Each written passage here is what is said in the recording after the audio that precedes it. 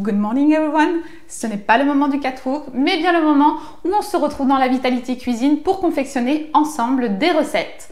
Alors on est au mois de décembre, c'est le mois des fêtes, et quoi de mieux je trouve que de mettre sur la table au moment de Noël des choses que l'on aura confectionnées soi-même avec son cœur. Donc c'est pour ça que je te propose dans cette vidéo que l'on réalise ensemble 2 bûches véganes de Noël. Des bûches qui sont gourmandes, savoureuses, mais sans souffrance animale. Alors, ça t'intéresse? C'est parti! Avant de démarrer, je te présente brièvement la liste des accessoires indispensables qu'il va te falloir pour pouvoir réaliser une de ces belles bûches. Un tapis à génoise, moi j'ai la marque Silicomart, ça coûte 9 €. Et même si j'ai déjà réussi à faire des génoises simplement avec du papier cuisson et un torchon, eh bien ça m'a quand même facilité le travail, donc si tu peux l'acheter, achète-le ce petit tapis. Ensuite, il va te falloir absolument 2 spatules pour pouvoir soulever ta bûche, étaler la garniture dans la bûche. Selon si tu choisis la bûche number 1, donc à base de poire chocolat praliné, il va te falloir aussi un fouet et un bol en acier comme ceci que tu placeras au congélateur pour pouvoir réaliser la fameuse crème praline trop bonne. Un torchon propre absolument pour pouvoir mettre ta génoise dedans. Une planche en bois aussi nécessaire pour pouvoir poser ta bûche, faire la garniture, tout le tralala. Et ceci est optionnel, mais un blender pour pouvoir mixer tes noisettes ou pistaches si tu les as achetées brutes et que tu as besoin de réaliser une poudre. Tu peux également rajouter à la liste des accessoires indispensables ce petit tube en plastique, je ne sais pas exactement comment ça s'appelle, mais ça va te permettre de mettre ta crème praline à l'intérieur et pouvoir réaliser de jolies décorations. Tu peux aussi utiliser une poche à douille, mais moi je galère à chaque fois. Voilà, on passe tout de suite maintenant à la liste des ingrédients selon si tu choisis la bûche numéro 1 ou la bûche numéro 2 et on part en cuisine.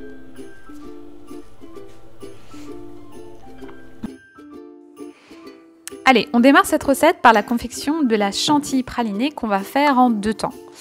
Étape 1, vous allez avoir besoin tout d'abord de la farine d'épeautre, le sucre et la purée de noisettes.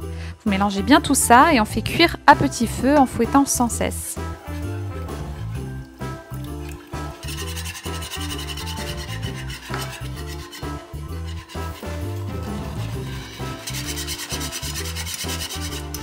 Quand la crème arrive à ébullition, on ajoute l'huile de coco, puis on laisse refroidir à température ambiante pendant plusieurs heures.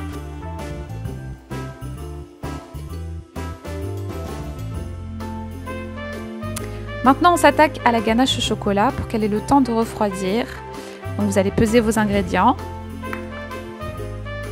mélanger dans une casserole et faire cuire à feu doux jusqu'à une petite ébullition et vous réservez. Étape numéro 3, la génoise nous attend. On mesure les ingrédients de la recette.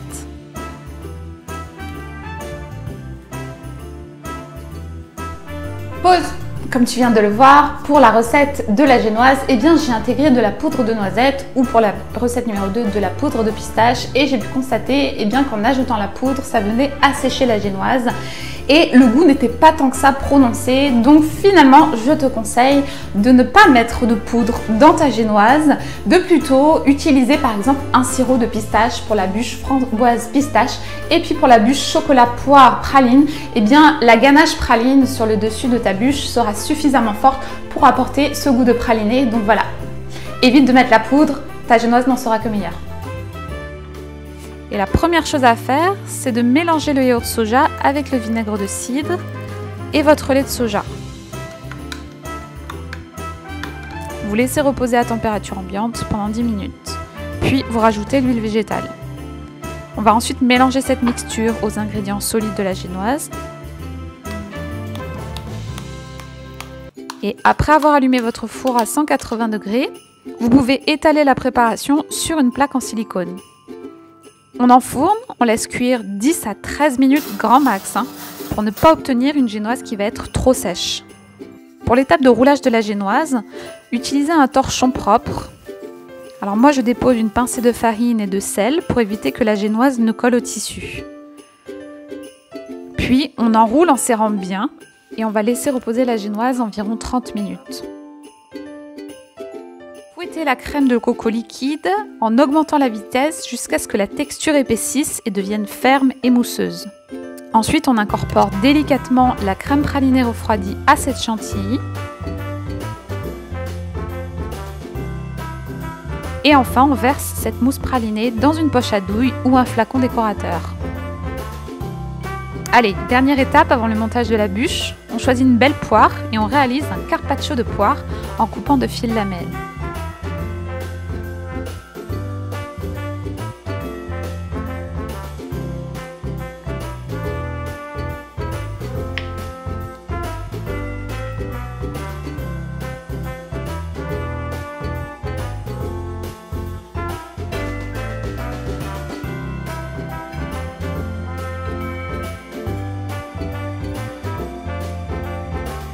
Pour le garnissage de votre bûche, on va commencer par déposer en une couche généreuse la ganache au chocolat.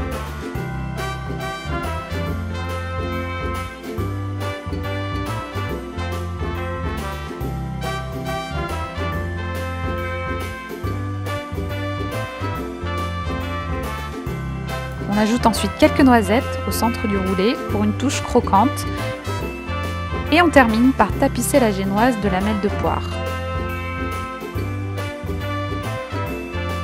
L'étape de roulage n'est pas bien compliquée, mais il faut serrer de manière homogène en roulant la génoise pour obtenir un joli résultat.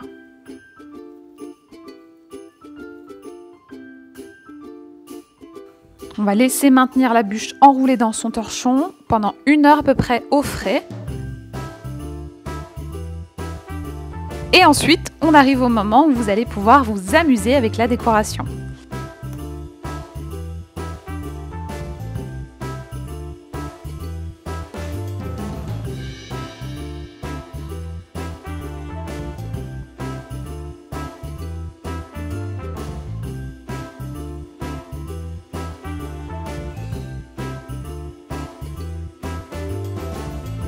Réalisez les motifs que vous souhaitez avec votre chantilly praliné pour recouvrir toute votre bûche.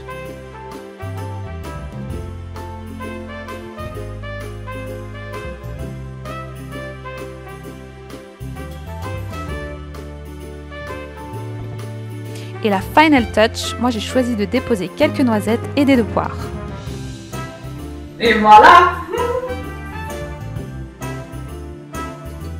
Are you ready? On démarre la confection de cette bûche gourmande fruitée par la préparation de la crème pâtissière végétale. Alors je vous conseille d'utiliser un lait de soja idéalement, il est plus riche en protéines que les autres laits végétaux et il va permettre d'obtenir une crème plus onctueuse.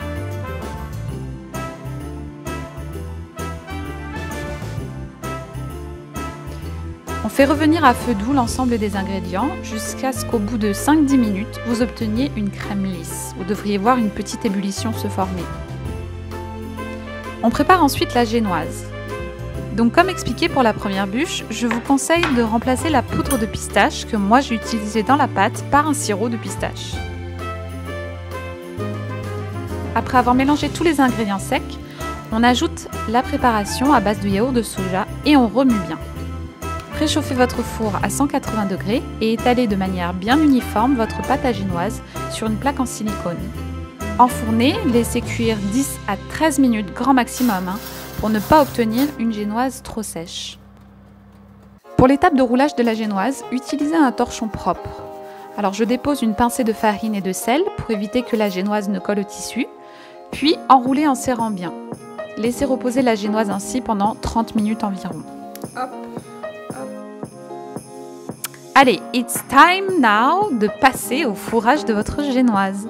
Vérifiez que votre crème pâtissière a suffisamment refroidi. Une pellicule devrait s'être formée à la surface et on va lui redonner une texture homogène à cette crème en la battant bien pendant une petite minute au fouet. Alors préparez vos ingrédients pour le fourrage. Vous allez avoir besoin donc de votre crème pâtissière et de framboises sortant du réfrigérateur. J'ai pour ma part aussi utilisé une confiture de fruits rouges, mais je vous déconseille d'ajouter cet ingrédient. Ça va rajouter trop de goûts différents à votre bûche, trop de sucre aussi. Et surtout, ce qui est dommage, c'est que ça va masquer le goût de la pistache et de la vanille.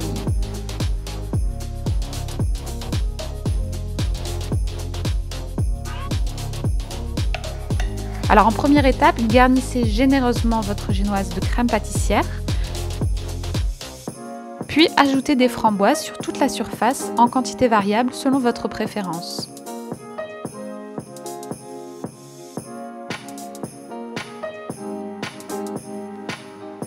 On passe à l'étape de roulage, un peu compliqué pour moi, comme la génoise était trop sèche, mais j'y suis arrivée.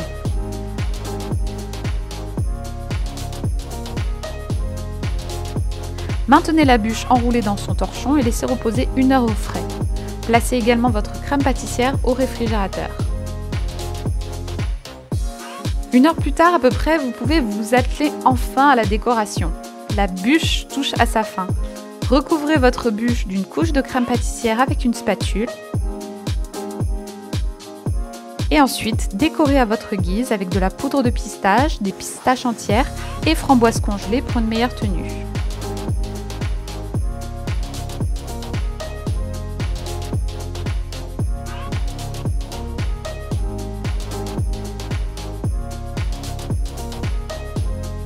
Tadam! Le résultat est magnifique, n'est-ce pas? Voilà, cette petite vidéo est terminée. J'espère que ce format Come With Me in My Vitality Kitchen t'a plu. Si tu viens de terminer de visionner cette vidéo, eh bien, laquelle de ces 2 bûches vas-tu faire? Franchement, lance-toi, on a un tel plaisir à faire ces bûches et ensuite à montrer le résultat à sa famille. Donc ne passe pas à côté de ça. Et puis si tu viens de réaliser ta propre bûche, eh bien bravo, j'ai hâte que tu me montres le résultat. Voilà, je vous souhaite de bonnes fêtes de fin d'année, de continuer à bien prendre soin de vous et on se retrouve plus tard sur My Vitality ou sur les réseaux sociaux.